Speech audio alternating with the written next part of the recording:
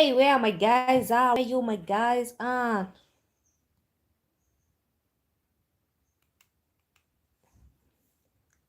Let's talk about the dab. Let's talk about the dab. Can you guys hear me? If you can hear me, please write down in the comment section, then I will start. Or should I?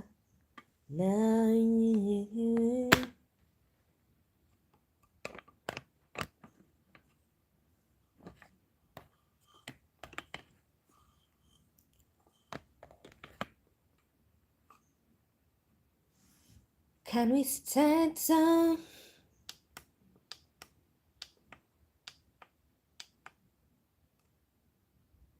Yeah, we have 2 people in the live stream. That's good. Oh, okay.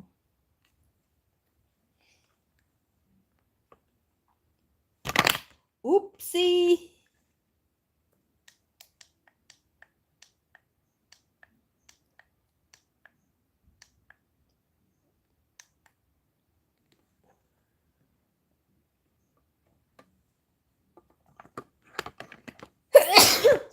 Gosh.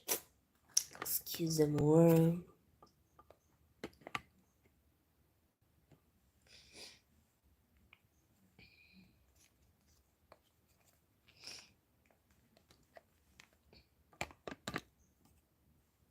Okay.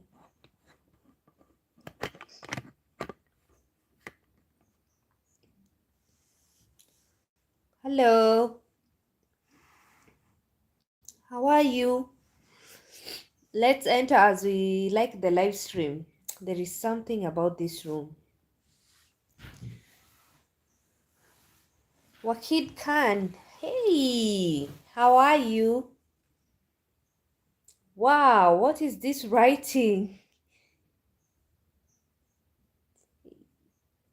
Is that Indian? Yes, tell me, how are you? Please, if you've joined the live stream, please remember to give it a like so that you can be recommended to many people. Today, I want us to talk about refugees. Hi, Kili boy, mambo vipi? How are you? Wakid, yes, I have joined. Okay, guys, give the video a thumbs up, like the live stream, and then we get to 10 people, then I start. Let's like the live stream. Once we get to 10 people, I will start. Give the video a thumbs up. Give the video a thumbs up. Today, I want us to talk about refugees.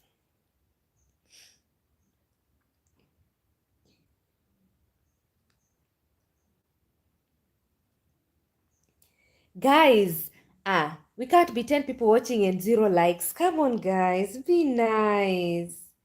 Be nice. Okay, 4. But still there is no like.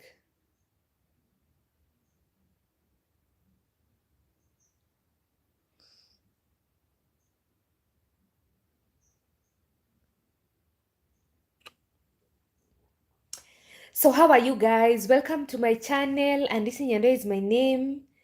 I am in Dadaab. Dadaab is located in northeastern Kenya. Dadaab is one of the biggest refugee camps here in Kenya. And oh my God, what is it now? When I'm just about to give the stories is when we're just starting the problems. Dadaab is the biggest refugee camp in Kenya. I am personally as Andisi Nyandoya, I managed to visit this camp and talk to the refugees themselves. The refugees who have fled from their country because of war, tribalism, what can I say? War, tribalism, FGM, and many more. Those people who are vulnerable. Yeah. So today I got a chance to visit the refugee camps. I spoke to the refugees themselves and asked their stories, their hopeful stories, their resilience, and it was amazing. Today was just an amazing day, I must say. Do something nasty. What do you mean I do something nasty? Here we're talking about refugees in Dadaab. This is a serious session, my friend. Wahid, this is a very serious session. I love you so much. Thank you for loving me. If you love me, thank you for joining the live stream. And also remember to give the video a like. This place is extremely hot and there are a lot of mosquitoes. A lot of mosquitoes. So yeah, today was such an amazing day. Woke up at 6 a.m. just to make sure that I visited those camps. And uh, the Dadaab refugee camp is one of the biggest camps here in Kenya, and it is divided into three sections. We have the Hagardera, and then we have the Ifo camp, and then we have the what is that name? Hey, the name Zaabale. It's a hard name. I think it's a Somali name. And I met so many Somalis. Most of the people who are in this camp are Somalis, if I'm not wrong. I met Somalis and Ethiopians. I didn't meet any other nationality, to be honest. I only met Somalis and Ethiopians. So, if you don't understand what refugee is, refugees are people who have run away from their country and they are seeking refuge in other countries. So, like Kenya, we have people from Somali, we have people from Sudan, South Sudan, Rwanda, Uganda, and they are here. Congo, Burundi. But I didn't see the Congolese and the Burundi. Maybe I didn't get to those people because these people have not been separated in, um, how can I say? These people are living together very well. They are communicating well. They are helping each other. And actually, the refugees are supporting each other more than other people can support them, more than people from outside can support them. Prabin NP is saying Zangu. Is it Zangu or Yangu? And then we have, where are you from? Oh, my friend, I'm from Kenya. I'm from Kenya and I'm currently in Dadaab. Dadaab is a refugee camp here in northern Kenya. If you've heard of uh, uh, the biggest refugee settlement in Kenya, this is where I am now, Dadaab refugee camp. So, guys, I got a chance to talk to the refugees, and it's really an amazing thing. They were so happy that someone is thinking of them, other than seeing these big organizations like United Nations, that is the UN, UNHCR, WFP, that is the World Food Program, and Red Cross. So the Red Cross mainly deals with the hospital cases. If someone is sick, the Red Cross are there to provide assistance. And then there are donors and partners who partner with UNHCR to help the refugees here in Kenya.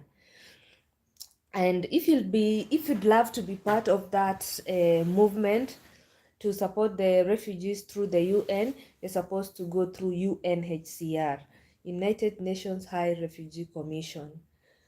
So which one are you working with? I don't work with them. I came as a solo female traveler, a YouTuber. I didn't come with any of them. And this is the question that I asked. Are there YouTubers who are coming to Dadaab to cover this, like the way people are living, the way the refugees are living? And they said no. The only people they see are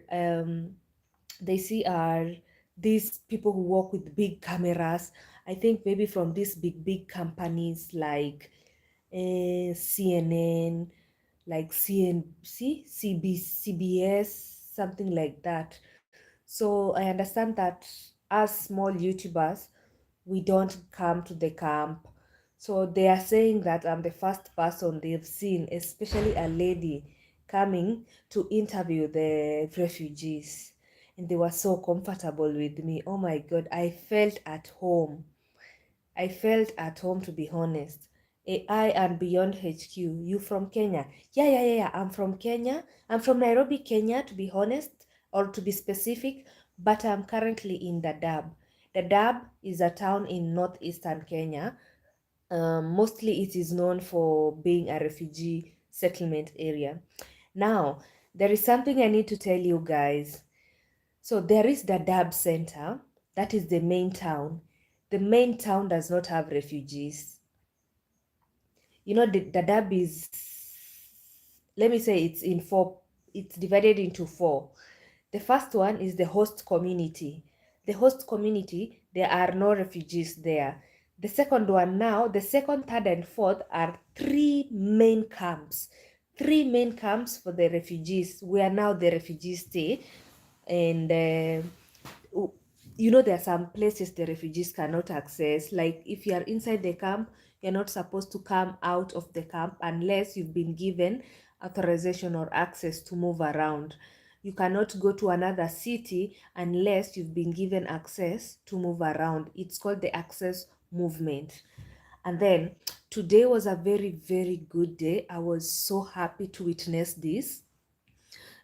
Some of the refugees who have been here since the 1990s, today, not today, today, they were flying to Europe after persevering for so long. These guys were being flown to Nairobi first and then they fly to Europe. That is such a beautiful story. I wish you were there to see how their fellow refugees were so happy for them. My goodness, having hope that maybe they will help them one day, or maybe something will happen and they will call them. Imagine being happy for your fellow refugee. Hmm? Can we have this kind of love as human beings to each other?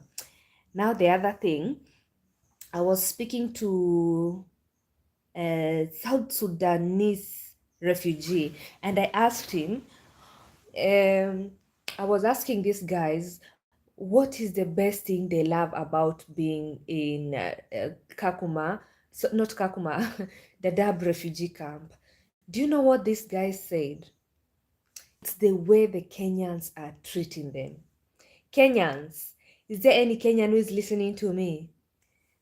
AI and Beyond HQ, say me, I'm Kenyan. So if there's any Kenyan listening to me, this is what other people are saying about this country, especially the refugees. We are talking about the refugee situation.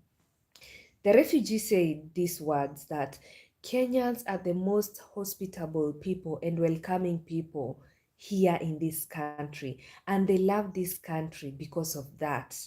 They don't receive that kind of reception even in their own country. They came to receive that kind of a reception here in this country. Imagine, my fellow Kenyans, I hope you can hear this. Someone saying something positive at least about the country, because all the time it's always about politics. Oh, Kasongo, sijui what. I mean, today was such a nice day that people are praising Kenya for being so hospitable to the refugees. They are getting protection. They've been given land. So, land and protection is being provided by Kenya. And then food is being provided by the overseas. One thing they told me is that Kenyans don't donate um, to the UNHCR. So it is only the countries that are abroad that are making massive donations. So when these guys make massive donations, they usually donate the food in each family by rationing. So I asked them, if there's a family of 10 and you want to give this food to maybe different families, because they give the food according to families. So if you're family of 10, you'll be rationed according to the number of um family members you have. If you are 3, your food will be rationed according to the number of family members you have. And I know you might be asking yourself, how long does the UN take to donate food to these refugees? So mostly it happens after 3 weeks. But sometimes when there are floods, it is hard for them to donate. So I wanted to ask, why is it hard for them to donate? But I don't know what disrupted me, and then that question slipped off my hands. But if there is anyone who knows how they usually donate when there are floods, I would like to know about that. Because even currently where I am now, if the rain decides to rain, I cannot leave this place. I cannot leave. There's no road. There's no road. If the roads get flooded, I cannot leave. I have to stay until the roads are fine. So that is the disadvantage of staying here in Dadaab. So I just hope it doesn't rain so that I can be able to leave and go. But hey, the stories are so touching. People are so resilient. So if you are a fellow Kenyan or anyone who is watching me and you'd like to support the refugees don't eat people. They're just people like any other person. Tane, welcome to my live stream and thank you so much for joining. Hello, how are you? I'm okay, thank you. So guys, I'm trying to explain to you, the refugees are people like us. So when they see fellow people are going to visit them, they feel so good because they told me it's very hard. It's very, very hard for people to go and visit them. They only get food donations and all that stuff. When people are coming to visit is when they are coming maybe to film documentaries about what is really happening in the refugee camp, which is a good thing, so that people can be able to be enlightened about what is really happening in the refugee camp. And the situation might not be good, but it is not worse from the way we are perceiving it.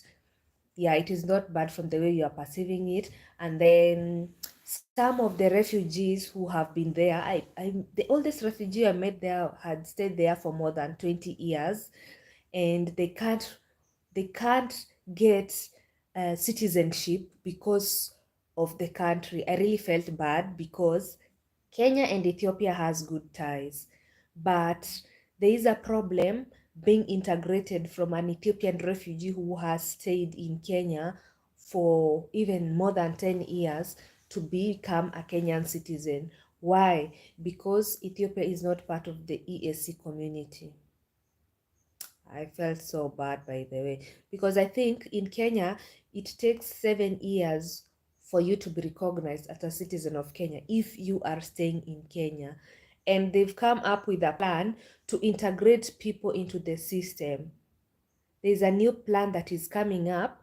They didn't want to talk about it so much, but they'll be integrating people very soon, maybe next year, into the system to become Kenyans, which is good. Once you get the Kenyan ID, now you are a Kenyan. You can leave the refugee camp, you can go somewhere else, start business, something like that. If you have movement access.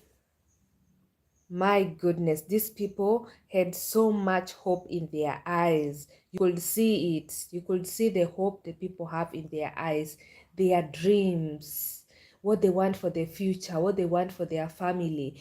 Others don't want to stay in Dadaab refugee camp. They want to go to other countries, but they don't know how to do it. Others really are tired of staying at the Dadaab refugee camp because they say that they have been staying there for years and years and years and years. So it was one family with two wives. This was a Somali guy actually. He had two wives and I think 8 children. He said that they have stayed there for more than 10 years. And what he's dreaming right now is to move from that refugee camp to another refugee camp. Imagine someone is dreaming from moving from one refugee camp to go to another refugee camp. And then there is you. You're not even grateful for what you have. You're not even grateful for the little you have. You're not even grateful for what's happening in your life. So I think it's high time we all become grateful for what we have. There are other refugees who have been supported so much and they have gone to other countries and their stories have become very successful. And there are others who left the Dadaab refugee camp, went to the big countries like the US, and they are regretting. I know, right? I know you didn't expect to hear that kind of a story. Yeah, because some were okay to say it on my camera, some were not okay to say it on my camera. So now I'm trying to talk to you and tell you what was really happening. But everything that I'm telling you today is coming from a refugee's mouth. And these people are so friendly. They welcomed me, they cooked for me food, they gave me food. It was so amazing. But you buy the food from them because they are refugees who have been here for so long, and they have established their own businesses. They have established their own businesses, which is very, very good. They are really establishing their own businesses. So, like, if one refugee, there was one refugee from Somali. This guy was from Somali. He has been in the camp for more than 10 years. And when he started his business, he didn't know that the business will get to where it is now. Now, other people come from different places to come and eat at his restaurant inside the refugee camp. That's a very beautiful story. That's an inspiring story. Those are the kind of stories we want to hear. Stories that are making impact to change to human race. Yeah? Imagine. I was so happy and emotional at the same time because you'll hear of sad stories and you'll hear of beautiful stories all mixed up together. Mm. And this teaches you, it teaches you a lot. For me, the way I was speaking to these guys, it made me feel so good. It made me think or see life on a different perspective. So I also visited one of the, they call it the settlements where they sleep. Some sleep down, but not on the, okay, on the floor, but they've been given like something to sleep on. Others are sleeping on mattresses, and also mosquito nets have been provided. Others have built their own houses using their own sweat. Imagine, no one has donated anything to them. They Others have bought materials with their own money, the money that they have made in the refugee camp, and made a very beautiful home. You'll see in the vlogs. I made very beautiful vlogs about the Dadaab refugee camp. I was really impressed. And then there is a school that has computers. There is Wi-Fi in the school, guys. And then I even asked this person was telling me about the education in the school where we are. Uh, when you are going to this camp, you'll not even realize that there's a camp in the middle of a jungle. You not even realize there's a camp in the middle of a jungle. Do you know what these guys did? Because of climate change, like right now, Dab is very, very, very hot. So what are these guys doing? They are planting trees.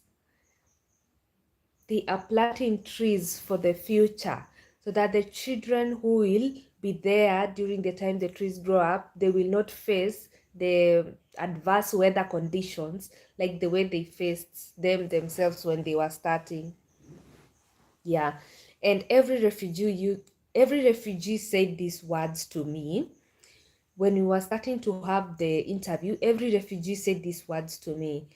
The first time The first time they were arriving at the refugee camp, it was so hard for them. It was so hard. But right now, things are getting better. Tanya is saying, having mixed emotions by your story. Thanks for the lengthy information. You're most welcome, Tanya. I think I'll be here for only 30 minutes, then I leave because I just uploaded a vlog today. Yeah, I know mixed emotions feel kind of weird, but that is just how human brain is for. Yeah. We are all different. You might be listening to those kind of stories. Let me get water. Or let me just finish. You might be listening to these kind of stories and you're like, I'm in a better place, or you start comparing. No. Others have even learned the Swahili language, so they don't have language barriers. Others don't speak the language at all, despite staying there for all that time. Mm, Others are learning different languages from different countries because they have a dream of going to and living and starting life in other countries, which is a good dream. Now, uh, let's finish talking about the refugees. Oh my God, I don't know what's choking me. Let me get some water and then I come back.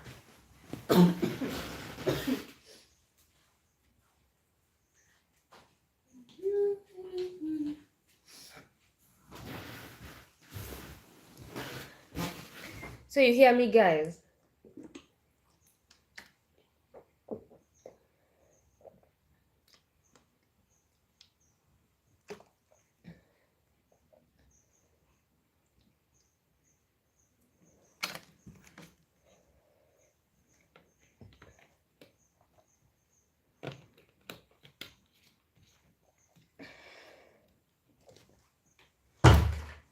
So I was really impressed by the fact that before 3 weeks are over, food is usually donated and clothes. I was so happy. And then the clothes that are being donated, they are very quality clothes, by the way. Very quality clothes, very, very quality clothes. And by the way, guys, woo-wee, let me tell you, before you start filming the refugees, you need consent from the UNHCR. You cannot just land and start filming. You need consent, and it's a whole process. It takes time, it's a whole process, but the good thing about it, it's free. So if you're a YouTuber and you'd like to do a a YouTube video about the refugees and maybe tell people what is happening, maybe see if we can get more people to continue donating, it can be very, very good. And then, as always, there is always politics everywhere. Some say the money doesn't get to the refugees. Some say the money gets to the refugees when it's little. Some say, there are different people speaking. So you can't really know because you're not at the topmost place there. But there is someone I found who works in the UN said that these things, they never happen because everything is in the system and the system cannot be compromised. That is what happens in the UN. So I don't know what you guys think. Maybe you can tell me. I don't want to talk alone. Before now, I start giving you the stories of police officers here in Dadaab. Just prepare. Eh. Stories of resilience, being bombed, seeing your colleagues die, being ambushed, being attacked by Al Shabaab. But right now, everything is safe. I'm not trying to scare you guys.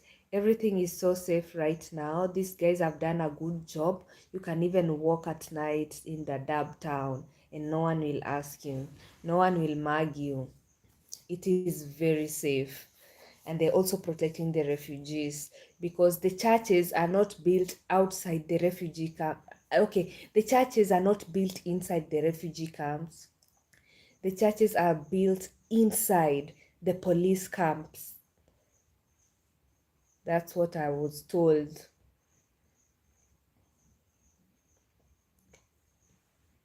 Did you know about that, guys? Churches are being built inside the police camp so that they can protect the refugees. That was amazing.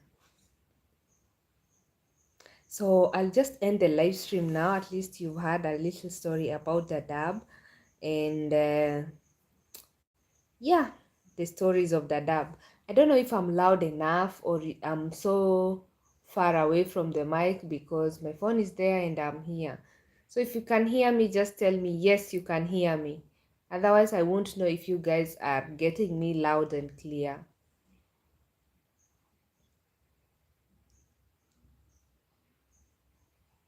Are you sleepy? No, I'm just tired.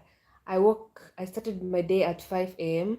and I've been going around the camps trying to talk to the refugees. So I'm super tired. Are you sleepy? Sleepy? Maybe no, but super tired. My eyes are super tired, I must say. Yeah, it was a long day and the sun was burning hard. So yeah. So if it's loud and clear, it's good you guys can hear me. Tani, you came when I was almost leaving. So I think I will just end my vlog here unless you guys have any question about the Dadaab refugee camp. Then if you have any question, maybe I can answer it here. Oh, I also asked what really happens if a refugee dies in the camp. I didn't ask about maybe sickness or other things. I just asked what happens um, when a refugee dies in the camp, which is a natural death. They said they showed me their what can I call it? What do I call a place where they bury the dead? A cemetery. They showed me their cemetery where they usually bury these refugees. And what happens is all the refugees usually come together. Who knows that person? Like if the Ethiopian people have lost someone, the Ethiopian people will come together and save something small and help with the refugee crisis. That's what I heard. But when I checked these people, they were mingling different countries. I saw Somalis, Ethiopian. Actually, I met Somalis, Ethiopian, South Sudanese, and Jubaland. And they were okay. They were eating together, laughing together, talking together, exchanging words together, supporting their fellow businessmen. So that's what really happens. Do you have good air conditioner in that hotel? Let me say the AC is okay, but the AC usually affects me so much. So I keep on switching and switching off, switching on and switching off. Even the cough is coming just from the, I don't know, maybe I should switch on the AC. I don't know why I'm having a cough. Let me switch on the AC. So yeah, Tanya, there is a not, let me say not very good because this is Dadaab.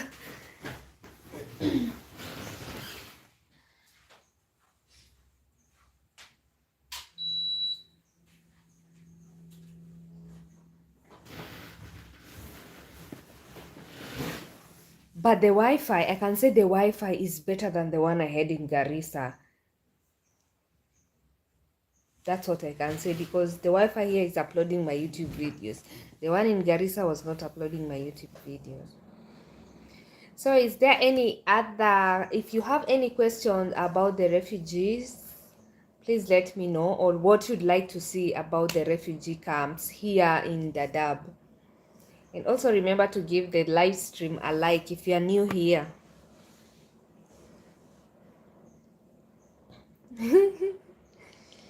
And thank you for always joining my live stream. You know, sometimes I usually I do impromptu live streams. I don't announce that I'll be coming for a live session. So if you are watching, please give the video a like. Maybe we can get to 10 likes before I close the live stream. Let's get to that 10 likes, by the way. You've only given me 3 likes. Come on, guys. Like the live stream. Give me those likes. It's free of charge to just press the like button. Now, I also talked to police officers. Now you know about, according to the law of Kenya, it is wrong to record a police officer who is at work willingly. You know, there is willingly and there is unwillingly. Like when you're on the road and maybe you're taking a photo and then a policeman appears, that's okay. But you are with a policeman there and you're recording the policeman, and the policeman is in uniform and with a gun, they won't be so fine. But their stories are also good. I don't know why sometimes we hate policemen. These people go through a lot. Yo. Eh. Hey, oh my God. These people go through a lot. I think it's high time we start appreciating people. I think it's high time everyone to appreciate everyone. Let us not choose this one because of this, because of this, because of this. I think it is good for everyone to appreciate everyone. And I really like my Somali flag.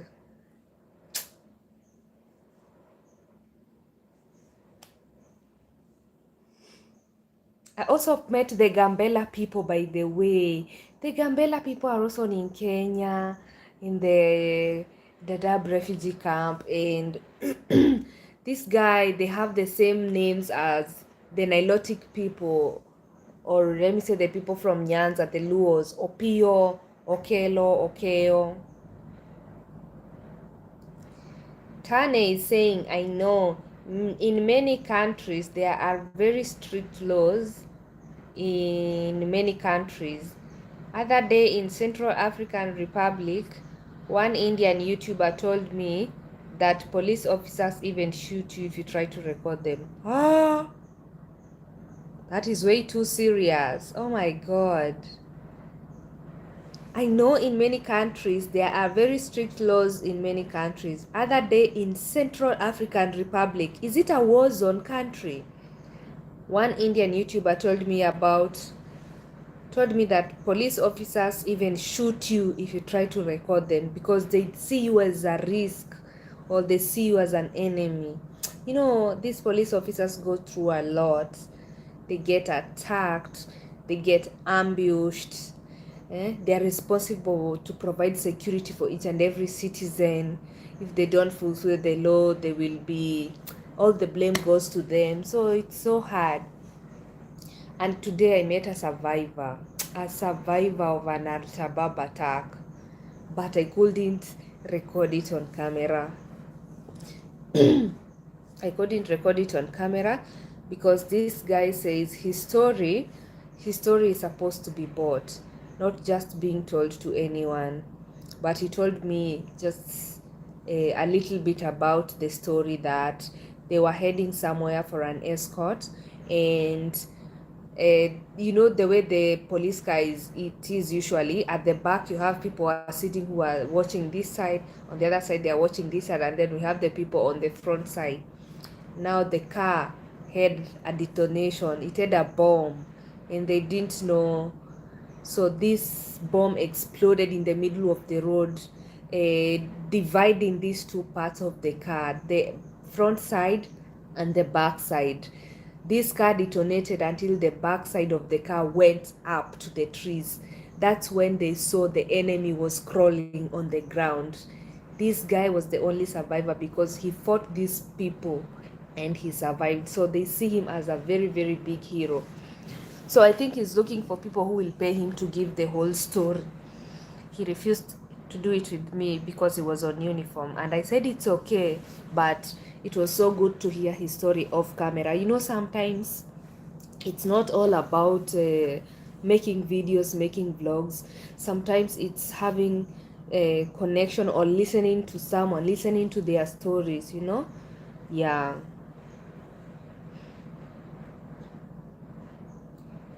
Is there any other person who has a question? Or I should end the live stream now. Thank you so much, guys. If you can manage to give this live stream a like, even if it's finished, I will appreciate. Meanwhile, let me charge my cameras because tomorrow we are going to the forest with security guards to look for bandits. Oh, I'm not supposed to say that. My goodness.